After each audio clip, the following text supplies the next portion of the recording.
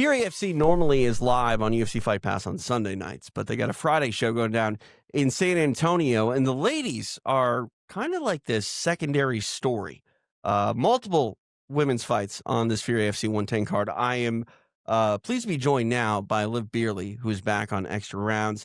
Liv, I don't think I asked this last time. Your nickname is fun. It's called Yum Yum, but also just your first name is fun because some might say Olivia, but it's Olivia, but you go by Liv and you spell it with two V's, and there's really only one V.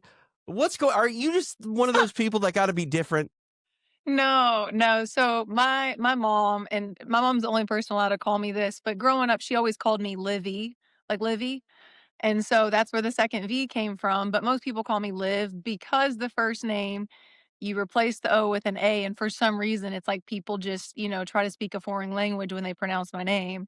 So just to make it short, sweet, and to the point, we're Liv and we're living all the time. So I like that. That's good. I'm not really qualified to talk about names. I just have two letters for a name, and it's a nightmare, especially when most online forms require three letters to accept yep. a first name. So, Yep. Maybe yeah. we could always add like an extra T or an extra J or something. No, no, let's just get a real name rather than another letter, please. Let's talk about you. You got your fourth pro fight coming up here on Friday night. You're taking on Devin McDonald.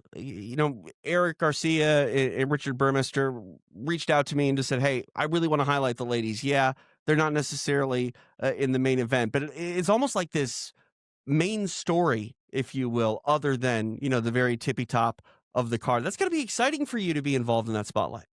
Absolutely. I mean, one, always getting to be on UFC Fight Pass and featured globally. That's always an honor. Fury does a great job, and I know they're really trying to build up their women's program, and it's super awesome because at least one of all of the female fights are going to be from Texas. So we've got a great women's scene and a great Texas scene, and it's growing. So it's really cool. And then also to have them all back to back to back.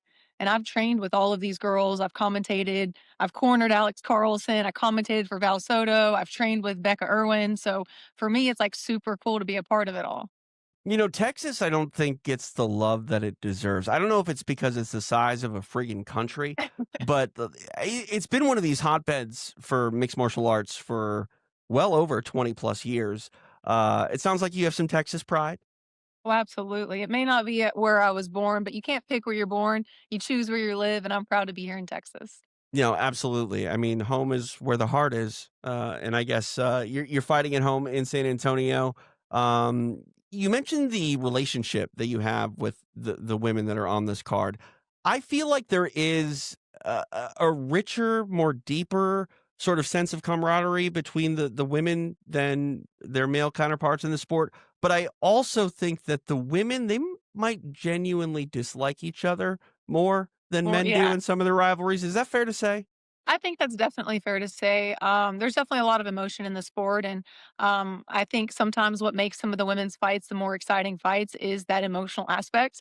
It's not just blind rage, but it's that competitive. I think women are very competitive, and especially in a male-dominated space, it's not just wanting to compete with your opponent, but also wanting to compete and outshine the male people that you're on the card with, because you don't really see a lot of women's main events, Right. and so my job's not like my focus is never just to win the fight, but to be the most exciting fight of the night. I want because it's if it's exciting for the fans, it's fun for me too.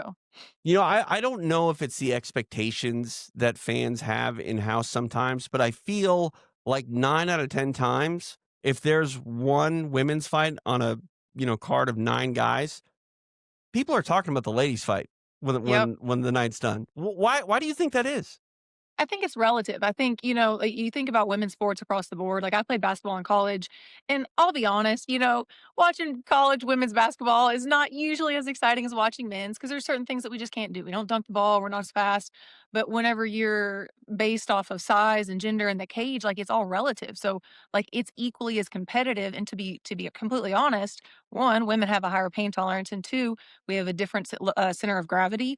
And then three, if you couple that with the fact that we have more mobility, we're allowed to get in different positions and our body can maybe, contort into different positions that men might not be able to do. So I think it makes it a little bit more engaging. And not to mention, just obviously the dynamics of our bodies are very different. But I do think, some of it is, yeah, there's always going to be people talking crap in the comments about, women's fights or women's sports in general. And it's usually men that would get their butt kicked by one of us if they were ever out there, it never fails. So I think there's always kind of that sense of like, all right, it's not just win. I don't just want to get my hand raised. Like, I want to show that, like, I'm just as talented. I deserve the space just as much as the man does.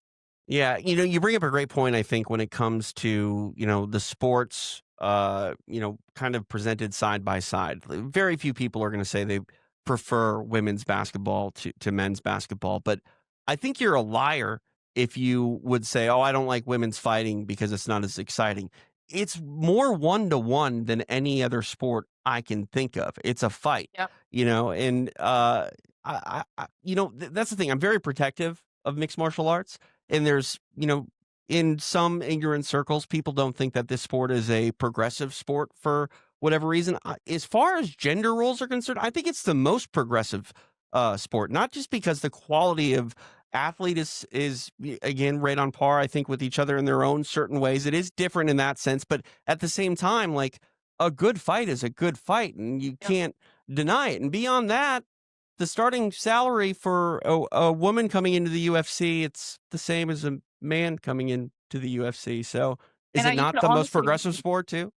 I mean, and you could argue maybe even more so for women. One, there's just less of us. And secondly, you think about like the audience itself. I've been to UFC fights, and it's the first time in my life ever going to an event where I walk into the bathroom and there are stalls available and there's a line for the men's bathroom. So the audience at these fights are predominantly men. And I would like to say that most men would kind of rather watch two females just throw some hands, whether it's for the wow factor or just the fact that it's not as common. And then you think about the marketability aspect outside of that, like there's a lot of opportunity for us.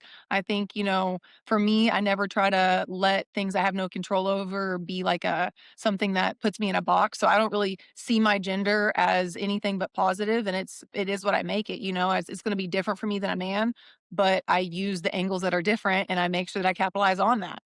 I don't think that it's fair one way or the other. I think it's kind of a strategy and you just got to figure out how to use that strategy to your advantage. And God forbid anybody take a woman on the mat different than a man. I've heard so many stories about a guy sparring or rolling with a woman and going, "I want to take it easy on you." That's Yep. usually like The famous rest last rounds. words. Yep. Yeah, That's how I got famous. my nickname. Tell me again. We Yeah, talked about this last time, but it's a that's how good I got the story. nickname. It's how I got the nickname. So I was the only girl at MMA practice. It was a brand new gym. And all the guys were like, using me as their rest rounds or like, feeling it out. And I am a big girl. Like I'm 5'7". I'm usually 160. I'm very strong. And so I was just like, all right, you're gonna take it easy on me. And I was like bullying them. And finally they kind of like were like, what the heck? Who is this chick? Like, did you go with her yet? And so the coach starts calling me Yum Yum because he said that I'm a man eater and that I was eating up all the boys at That's right. practice. Yeah, I So, mean that's the best nicknames are earned. yes. That's not what anybody thinks of when they hear "yum yum" that you're a man eater. But yeah, one thing I can guarantee. I clean the plates. I captain of the clean plate club, so that works too. Yeah, I mean you have to be. You're an elite level athlete. You got to get your nutrients. So Gotta you're feed coming. the You're muscle. yeah. There you go. You're coming to San Antonio looking to eat, trying to add another win to the win column. I can guarantee you that Devin McDonald is not going to be taking it easy on you. No rest rounds coming your way from her. Tell us what you know about your opponent and what you expect come Friday. Well, based off of what I've seen, obviously she's got a good record. We have very similar records. We both got two professional wins. We both fought, I think she had 7 amateur fights, whereas I had 6. So, and we faced some tough opponents. She does seem to be more of a striker. I'm sure she's going to expect me to come out and strike. That's what I've done in the past. And coming off a boxing fight 3 weeks ago, I definitely do want to implement some of that. But I know that she's not afraid of tough opponents. She fought Steph Calderon, and Steph's pretty tough. That went split decision. So I know she knows how to beat and bang. But I'm gonna be honest, like she's never faced somebody of my physicality, and I think she's in for an awakening once she feels these 4 things right here. Yeah, I mean, I'm excited to see it. I'm always excited to see a Fury card simply because there really aren't any easy fights there. And if you think, oh, this is going to be an easy fight for this person, that's generally when there's an upset from out of nowhere. Eric and Rich do a wonderful job at matching. And I think, we're in a climate now where if you get 3, 4 wins, like that could open the door to a Dana White Contender Series spot. So, like, I really admire people, not only, athletes, but promoters as well, that are willing to try to make these opportunities for people to take these tough fights because, obviously, someone like yourself is trying to do this at the highest level and go places. You need fights like this. You need, because the worst thing I could think of would be facing true adversity inside the UFC's octagon for the In the first time, spotlight. right? Yep. Yeah, I So agree. I mean, you mentioned your amateur background, young in your pro career, but like, what more do you want to do, or what do you think you need to do to sort of break through to where, maybe the Contender Series calls, or short notice opportunity in the UFC? What do you think you need to get done yet? Well, I think one, I need to win this fight. Not just win this fight, finish this fight in a dominant fashion, a violent fashion, and show that I can't. It's not about just winning the fights that people aren't able to last 15 minutes with me. Like that's always the first priority is to finish it. From there, I would like to have a title fight with Fury. And I'll give you a little spoiler alert. I am a very competitive person. I lost my pro debut, split decision to Maya Stewart. She's on a 5-fight win streak. I think I'm the only one she hasn't finished. So I'm going to call her out after I beat Devin McDonald, and I want that rematch. I won it at 135. I went up in weight to fight her the first time, and I won it at bantamweight this time. She has been fighting at bantamweight since that. So I think that'll be a really good, full circle. And also, you know, in my heart, I wholeheartedly believe that I should have and could have won that fight.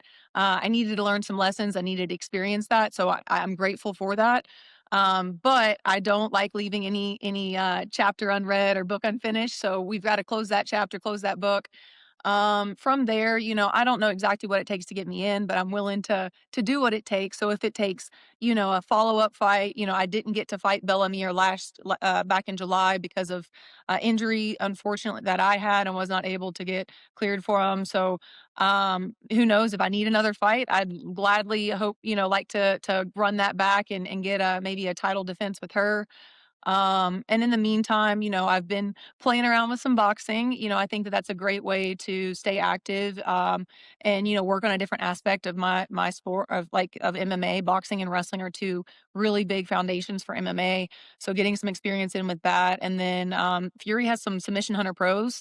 So I've not really done much jujitsu since because I've been very active in MMA. So maybe sprinkle in some of that. But yeah, the goal is to be very, very active. The fact that I fought less than 3 weeks ago boxing and I'm right back into the cage now, that should, prove that, look, I'm willing to be active. I'm staying ready. You ain't got to get ready if you stay ready. So, I love this shit. I'm gonna be here. I'm gonna be working.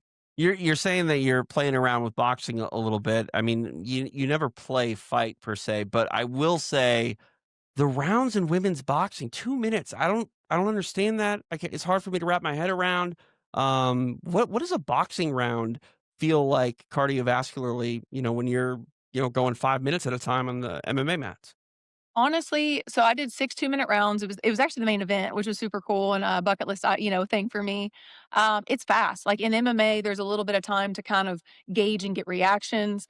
I'm the type of person I hate playing the weight game. I like to be the first one to hit.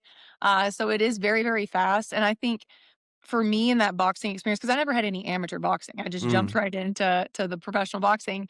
And it wasn't until like the third round that I was like, "Oh, this is a fight." Like, holy right. crap, you blink and it's like 3rd round, 4th round, you're like, "Wait a second." So it is very, very quick. But as far as like the conditioning goes, so I fought on Saturday, flew home on Sunday, went back to practice on Monday, and then sparred, did my 5-minute simulations for MMA on Tuesday.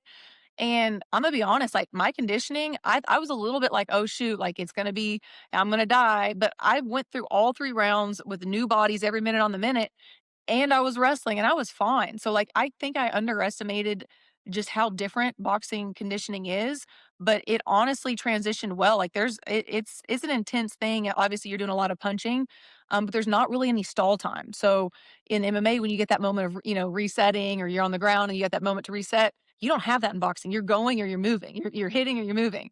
So the conditioning for me, it made it a beautiful transition where I didn't have to worry about like those first 2 weeks of fight camp where you're getting the crap beat out of you and you're exhausted and you're conditioning. I was ready to go. So it was honestly a great experience. Something tells me you're like a shark. If you're not moving, Liv, you're probably If you dying. die. Yeah, oh, for sure. If I'm not moving, I die. I mean, Yeah. I'm sure there's maybe a little bit of that I need to calm down on, but like I just love it. Like I love the training. I love the camps. I even appreciate the weight cut. I just there's just something about doing difficult things that is just so fulfilling. You're making me feel so incredibly lazy. Just, I talk about fighting and that's exhausting. Maybe You're I'm just crazy. You ain't lazy. I'm crazy. That's what it is. all right. I'm going to go with that. And I appreciate you giving me that because I'll take it. But yeah, this Friday night, San Antonio, Liv Bierley on the card against Evan McDonald. Liv, it's always fun chatting with you. And, I love Fight Pass for many reasons. Obviously, they pay me. I like the paycheck. But I do love the fact that, this is not only your home for multiple combat sports, which you might be, unmixing your martial arts on a stage on Fight Pass as well. But as a hardcore MMA fan, to be able to get to know you, not only just your fighting style, but your personality on the come up, it's pretty special. We focus on the top end of these UFC cards week in, week out. And I appreciate you coming on and giving us some time just to, hear the yum yum story and, feel terrible that we don't do enough in our own personal lives while you're Oh, doing no, everything. to each his own. Everybody has something that sets their soul on fire, whatever it is, pursue that. It might not be what sets mine on fire, but I appreciate, the opportunity to anybody that knows me knows I love to talk and I love to talk about MMA. So it's an honor to be on here and I appreciate the platform that you give to me as well as to other rising stars. All right, Liv. Well, go get it done on Friday, and we'll be chatting before too long. All right, sounds good.